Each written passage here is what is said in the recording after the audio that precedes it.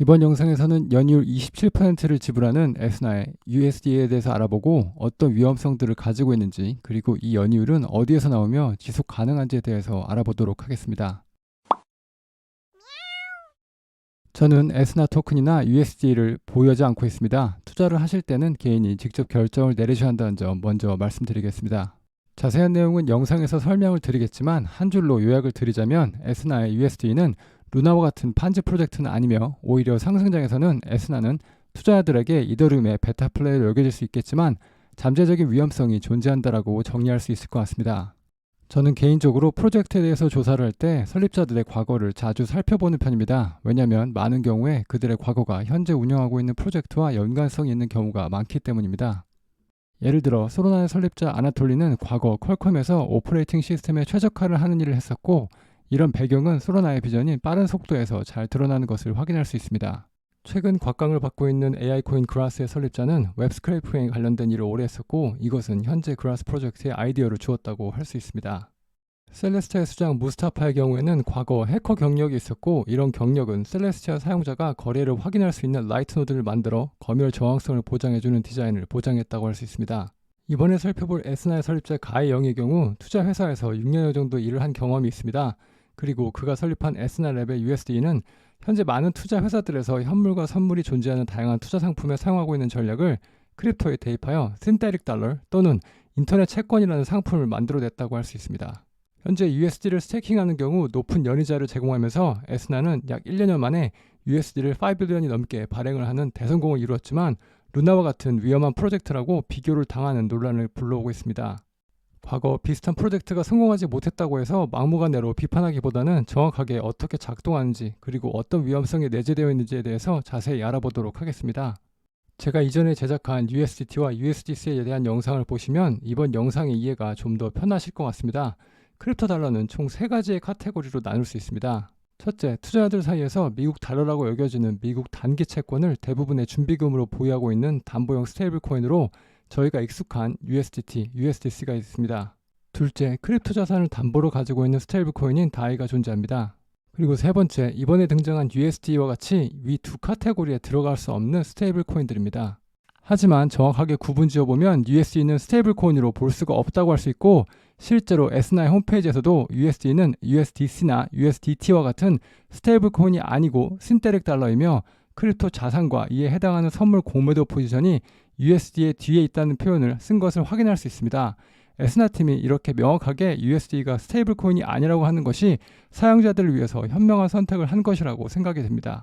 이제부터 에스나 팀이 말한 USD에 대한 정의에 대해서 알아보기 위해 USD의 생성 과정부터 살펴보겠습니다. USD가 민팅이 되는 과정에서 델타 뉴트럴, 델타 중립 전략에 쓰이기 때문에 이 원리부터 먼저 알아보도록 하겠습니다. 여기서 델타 뉴트럴이란 전체 트레이드의 포지션의 자산 가격 변동의 영향을 0에 가깝게 최소화하는 전략입니다.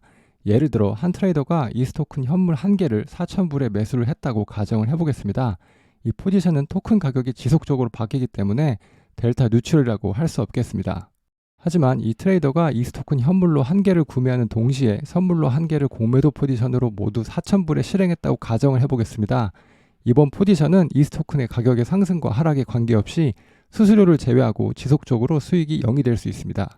여기서 다른 자산들과 달리 크립토만의 독특한 구조가 USD를 가능하게 합니다. 크립토 자산은 다른 자산들과 달리 2개의 고유의 이율이 존재합니다. 첫 번째는 네트워크의 작동을 위해서 자신의 자산을 지분 증명 방식의 과정에 참여하게 하여 보상을 받게 되는 스테이킹 보상이 있습니다. 두 번째는 크립토에 존재하는 무기한 선물 계약에서 발생하는 펀딩 수수료라고 할 수 있습니다. 현물의 경우 한 사람의 자산이 다른 사람에게 넘어가게 되면 전체 과정에서 하나의 포지션만 계속 존재하게 되지만, 선물의 경우 한 사람의 선물 롱 포지션을 잡게 되면 반대편에서 선물 숏 포지션을 잡아야 하는 구조입니다. 이런 이유 때문에 선물의 한쪽의 포지션이 많아지게 되면 반대 방향의 포지션을 잡는 사람에게 일정 부분의 수수료를 지급하여 포지션의 수급 불균형을 해소할 수 있게 디자인되어 있습니다. 이 수수료는 선물 포지션이 있는 트레이더가 일반적으로 8시간마다 지불을 받거나 또는 지불을 해야 하는 구조로 만들어져 있습니다. 크립토 시장에서는 일반적으로 비트코인, 이더리움, 솔라나와 같이 시총이 큰 코인들의 경우 롱 포지션을 잡으려는 트레이더들이 더 많은 상태라 숏 포지션이 펀딩 수수료를 받는 경우가 많습니다. 특히 상승장에서 시장이 과열되면 많은 트레이더들이 롱 포지션을 잡게 되면서 이 펀딩 수수료가 연이율로 100%가 훌쩍 넘는 경우가 발생하게 됩니다. 이제 델타 누출 전략과 크립토 마켓의 고유의 이유를 알았으니 어떻게 해서 USD가 민팅이 되는지 단계별로 알아보도록 하겠습니다. 사용자가 자신이 가지고 있는 자산 중에 사용할 수 있는 자산을 담보로 제시합니다. 이 자산은 에스나의 스마트 컨트랙트에 의해 스테이킹된 이스 토큰으로 바뀐과 동시에 선물 시장에서 공매도 포지션이 발생하게 됩니다. 이 포지션은 델타 누출 전략으로 이스 토큰의 가격이 변하게 되어도 이 포지션의 USD 가치는 동일하게 유지되게 됩니다. 이 전략을 통해 스테이킹된 이스 토큰의 이자 약 3%와 펀딩 수수료를 받을 수 있는 영수증이 발행이 되고 이것이 USD라고 할 수 있습니다. 현재 USD를 스테이킹하게 되면 연이율 27%를 받을 수 있는 상태입니다. 에스나가 런칭한 이후에 USD의 스테이킹 연이율은 약 100%에서 0% 사이를 오갔지만 USDT, USDC의 경우 이자를 받기 위해서 소유자가 직접 랜딩을 해야 하는 구조이기 때문에 USD가 급속도로 발행이 되었다고 할 수 있겠습니다. 에스나 팀은 자신들이 가지고 있는 위험성에 대해서 충분히 홈페이지에 설명을 해두었고 실제 자신들의 포지션까지 모두 공개하고 있습니다. 루나 사태로 인해 달러와 1대1로 패깅이 되어 있지 않은 USD에 대해 반사적으로 생길 수 있는 오해를 해소하려는 노력으로 보입니다. USD의 생성 과정과 전략을 알아보았으니 이번에는 에스나 팀이 가지고 있는 대표적인 위험들에 대해서 알아보도록 하겠습니다. USD의 대표적인 위험 요소는 세 가지로 보입니다. 첫 번째, 스테이킹 프로토콜의 스마트 컨트랙트, 두 번째, 거래소, 세 번째, 이율입니다. 에스나 팀은 스테이킹된 이스 토큰을 가지고 있는 동안 이를 발행한 리더와 같이 스테이킹 프로토콜의 스마트 컨트랙트에 문제가 생기지 않을 것이라고 가정을 가지고 있습니다. 물론 낮은 리스크이긴 하지만 스테이킹된 이스 토큰은 잠재적으로 세 가지 정도의 위험을 가지고 있습니다. 첫 번째는 스마트 컨트랙트의 버그에 관련된 부분입니다. 모든 복잡한 시스템과 마찬가지로 리드와 같은 프로토콜의 스마트 컨트랙트는 결국 소프트웨어이기 때문에 버그에 노출되게 됩니다. 플랫폼이 정기적으로 감사를 받고 강력한 버그 바운티 프로그램을 운영하고 있지만 위험을 완전히 제거할 수는 없습니다. 두 번째는 스테이킹된 이스 가격의 리스크입니다. 스테이킹된 이서의 가치는 현물 이서 가격과 종종 달라집니다. USD의 롱 부분이 스테이킹된 이스이기 때문에 만약 이 가격이 실제 이스 가격과 많이 달라진다면 문제를 발생시킬 수 있습니다. 세 번째는 슬래싱 리스크입니다. 리도 검증자는 슬래싱 위험에 노출되어 있으며 이로 인해 스테이킹된 이스를 잃을 수 있습니다. 리도는 이러한 위험을 완화하기 위한 전략을 사용하고 있지만 완전히 제거할 수 없는 위험이라고 할 수 있습니다. 이런 위험 부분들은 상대적으로 발생 가능성이 낮다고 할 수 있지만 전체 USD의 구성에서 한 부분을 차지하고 있기 때문에 인지를 하고 있어야 하는 부분이겠습니다. 두 번째는 거래소 리스크를 들 수 있습니다. 에스나 팀이 공매도를 하기 위해서 여러 중앙화된 거래소를 사용하는데 포지션의 펀딩 수수료와 숏 포지션을 푸는 작업을 할 때 거래소에 문제가 생기지 않아야 한다는 가정을 하고 있습니다. 과거 지속적으로 많은 거래소들이 실패를 하거나 해킹을 당한 적이 있었기 때문에 적지 않은 위험 요소라고 할 수 있습니다. 에스나의 경우 USD를 민팅하는 과정에서 공매도 부분의 포지션을 형성할 때 담보금을 직접 거래소에 보내지 않습니다. 에스나 팀과 거래소 사이에 수탁자를 두고 수탁자의 담보금을 지급하고 지정된 거래소에서 공매도 부분의 포지션을 형성하게 됩니다. 수탁자를 둠으로써 거래소 실패의 위험성을 줄였다고 할 수 있습니다. 그리고 만약 거래소에 문제가 생기게 되는 경우 다른 거래소를 통해서 USD의 전체 포지션이 델타 뉴트럴에 다시 다다르게 한다는 전략을 가지고 있습니다. 에스나 홈페이지에서 이러한 과정을 설명한 부분에서 거래소 실패와 같은 여파에 에스나의 노출을 제한적으로 만들 수 있다고 설명을 하고 있습니다. 다시 말하면 거래소에 문제가 발생했을 때 노출을 완전히 피할 수 없다는 말입니다. 이런 상황에 대한 이해를 돕기 위해서 에스나 팀은 과거 FTX 거래소가 실패해서 이스 토큰 가격이 20% 하락한 상황을 사용해서 얼마만큼의 손해가 났을 것이라는 시뮬레이션 상황을 설명해 놓았습니다. 만약에 2023년 FTX 거래소는 실패했고 수탁자는 문제가 생기지 않았다는 가정을 하고 USD의 공매도 포지션이 각각 다른 거래소에 존재했다면 얼마나 많은 담보금에 손해가 갔을까라는 상황에 대한 시뮬레이션입니다. 이 상황에서 거래소별로 0.5%에서 2.1%의 담보금의 손해가 나왔을 것이라는 예측을 볼 수 있습니다. 그리고 에스나 측은 이러한 담보금 손해금은 예비금인 46.86밀리언으로 커버가 가능할 것이라는 예상입니다.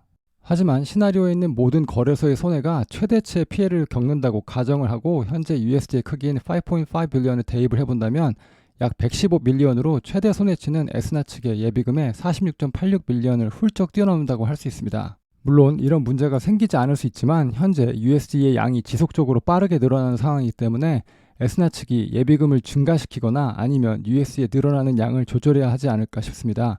저는 개인적으로 이 부분에는 가장 큰 위험성이 존재한다고 생각합니다. 세 번째는 이율에 관련된 리스크입니다. 에스나의 USD 민팅 구조에서는 스테이킹된 이스를 롱 포지션에 사용함으로써 선물 공매도된 포지션의 펀딩 수수료가 0%이거나 또는 마이너스일 때 이를 상쇄할 수 있다는 가정을 하고 있다는 것을 알 수 있습니다. 과거 3년 동안의 데이터를 봤을 때 약 10%의 기간 동안 USD의 이율이 네거티브였던 것을 확인할 수 있습니다. 즉 USD의 포지션의 한 축이라고 할 수 있는 공매도 수수료가 음수로 오히려 마이너스 이자를 발생시켰다는 이야기입니다. 과거 데이터를 봤을 때 2022년 대부분의 거래소들에서 마이너스 펀딩 수수료가 발생했다는 것을 확인할 수 있습니다. 결론적으로 USD를 스테이킹한 홀더는 마이너스 이자를 받을 수도 있다는 사실을 인지하고 있어야겠습니다. 에스나에 대한 제 개인적인 생각을 공유해드리자면 에스나는 탈중화된 달러 문제에 대한 혁신적인 해결책을 제시하는 흥미로운 프로젝트라고 할 수 있을 것 같습니다. 에스나 팀은 기존 달러를 준비금으로 가지고 있기 때문에 현실 세계 업체인 USDT의 발행사인 테더나 USDC의 발행사인 서클을 믿을 수밖에 없는 문제를 해결하기 위해서 사용자들에게 암호화폐 세계에서 발생하는 수익을 공유하는 독특한 메커니즘을 개발했다고 할 수 있습니다. 설립자인 가이 영이 과거 전통적인 투자 회사들에서 자주 쓰는 전략을 크립토에 적절하게 사용했고 충분하게 프로젝트의 위험성에 대해서도 고지를 했다는 점에서 인정을 해줘야 한다고 생각이 듭니다. 하지만 결국 USD에 대해서는 앞서 제가 말씀드린 위험이 27%의 연이자를 감당할 만한 것인지에 대한 질문의 답은 투자자의 몫이라고 생각이 듭니다. 현재는 이더리움의 가격이 상승하는 중이기 때문에 USD의 높은 연이율을 사용자들에게 제공할 수 있지만 하락장에서는 위험이 증가하는 형태의 구조이기 때문에 저는 개인적으로 투자를 하지 않겠다는 결정을 내렸습니다. 이런 구조 때문에 상승장에서는 에스나의 토큰이 투자자들에게 많은 관심을 받을 수 있을 것 같습니다. 저는 개인적으로 에스나 프로젝트가 헤지펀드와 비슷하다는 인상을 받았고 에스나의 투자에 관심이 있으신 분들은 에스나 홈페이지의 각종 수치와 과거 데이터를 참조하셨으면 좋겠습니다. 이번 영상에서는 에스나의 USD에 대해서 알아보았습니다. 다음번에도 좋은 영상으로 찾아뵙겠습니다.